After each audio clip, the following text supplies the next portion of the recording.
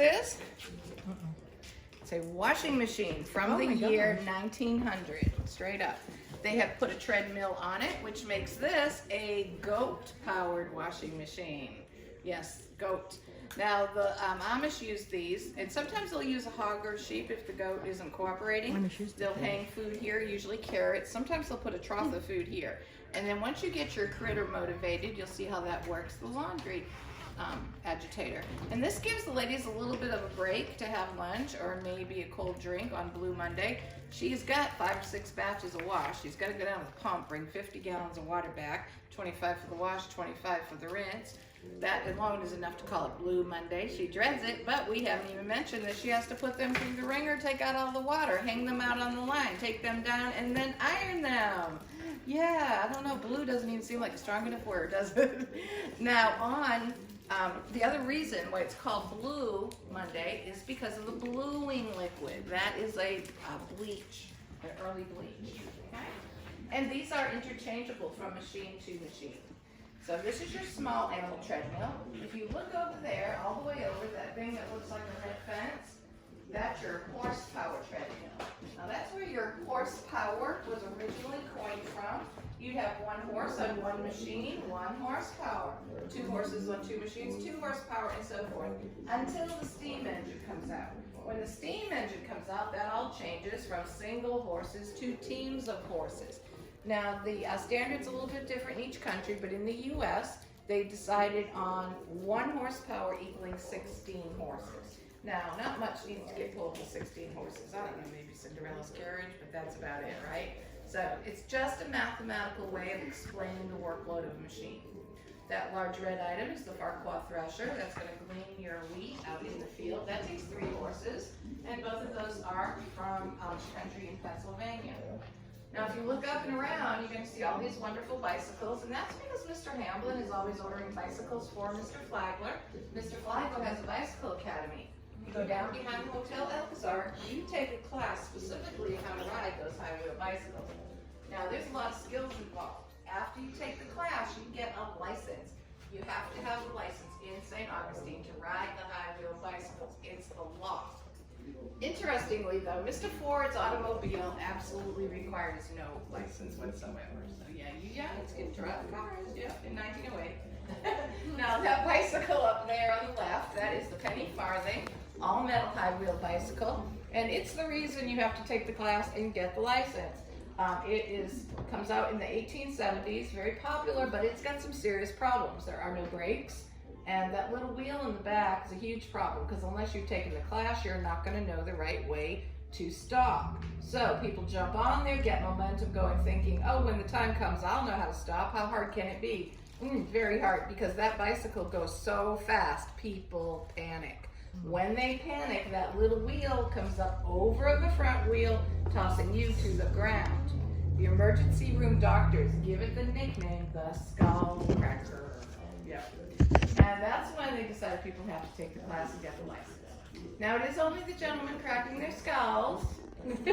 We know better than to ride that. We ride the tricycle over there, the red one, much more modest and, of course, much, much safer. The younger girls do ride the 2-wheel bicycles, and they have some adorable bicycle riding outfits for them. It's sort of like a knicker.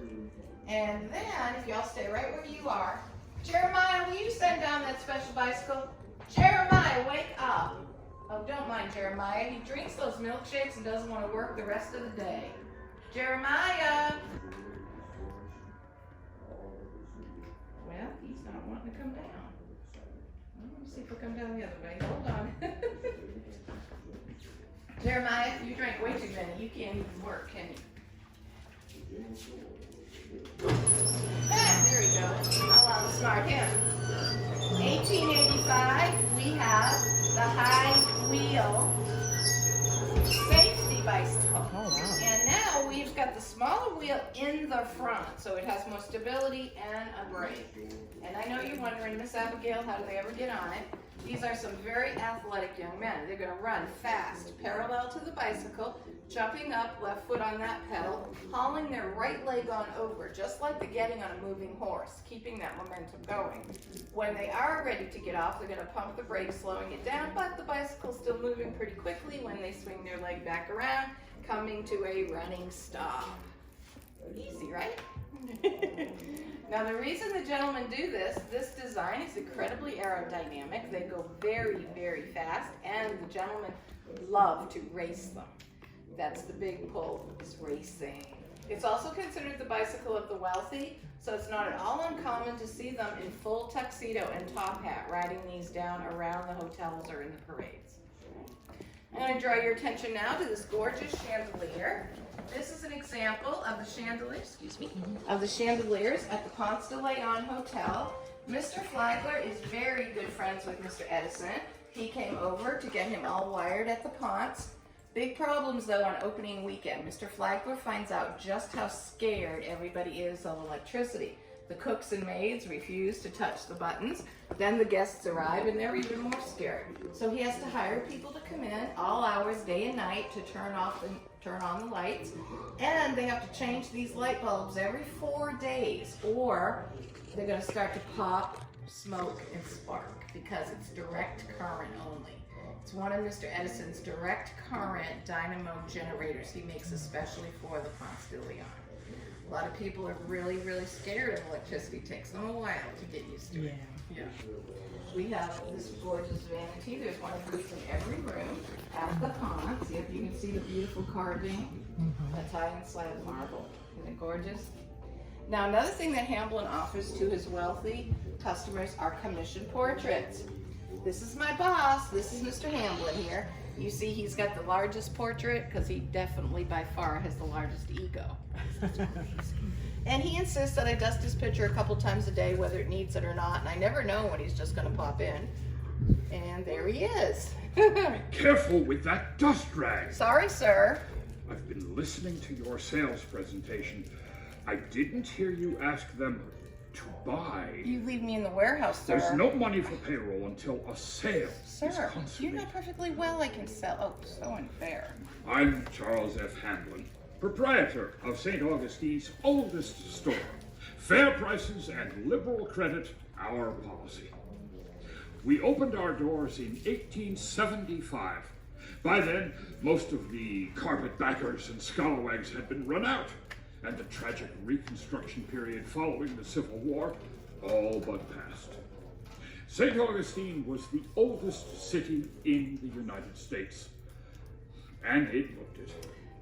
Then, 1885, a man by the name of Henry Flagler arrived, and within a few years he made this city come alive with prosperity, taking over the railroads, building grand hotels and churches, and even that new jail right outside our front door. As Mr. Flagler continued pushing his railroad down Florida's east coast, he became my best customer, a boon to all of Florida, and to me. Hamblin's sold Flagler goods for Daytona, Palm Beach, Miami, even out to Key West and all the way over to Nassau in the Bahamas. We expanded until we had over 3/4 of an acre under roof, the largest store in St. Augustine, and the 3rd largest in the state of Florida. Don't sit on the merchandise. Sorry, sir. After years and years in business, I feel right at home here in the oldest store. And I trust you will enjoy shopping at Hamblin's. My clerk will now take your orders. Thank you, sir. And remember, no is only a request for more information. Got it. Won't let you down, sir. Take your nap. You know how you get. Oh, cantankerous man. All right, folks, I have one more thing here to show you. With the automobile, we are not going to need that horse and wagon much longer, so I can make you a real good deal today on our clearance item, the portable pantry. It goes on the back of your wagon for all of your adventures. You've got a place for your flour. These little cylinders are for your spices, coffee beans, and a coffee grinder. And you've got a bin for everything. The ladies like to take the leftovers from the night before, put them in there, go on down the road, stop and have a picnic. You don't even have to set up camp. Now, what do you think the catalog price of this is? Any guesses? 1908. In that, yeah, that's right. 50. For 50, you can get two. Ooh, $25. Yeah, that's right. And I can make a good commission off of that. So you just bring that Wow. wagon around, the boys in the back load it up. Oh my goodness. Now the rest of the museum is at your leisure. These little cards you have, they've already paid your postage. So if you have any comments on Miss Minnie or myself, Abigail, we'd love to hear from you. And that big gossip in town, Mr. Advisor. Tripp's the first name. Yeah, you let him know if you've had a good time, okay? Thank you Okay. so much for shopping at Hamlin's. Thank you. You're very We can welcome. walk in here? Yep, you're gonna go down this way. You'll see, now we have 3 washing machines down there that can run on either gasoline or electricity. Wow. And you have Luke the dog back there grinding coffee, and you can listen in on the party line. Enjoy the I exhibit. have a question. Mr. The hospital, Flagler Hospital. Does he own that? It's the same after him. Yes, yes. Oh, is it? Lots of things are. Yeah, if it wasn't for him, St. Augustine would not be what it is. Wow. Yeah. Okay, thank you. You're welcome.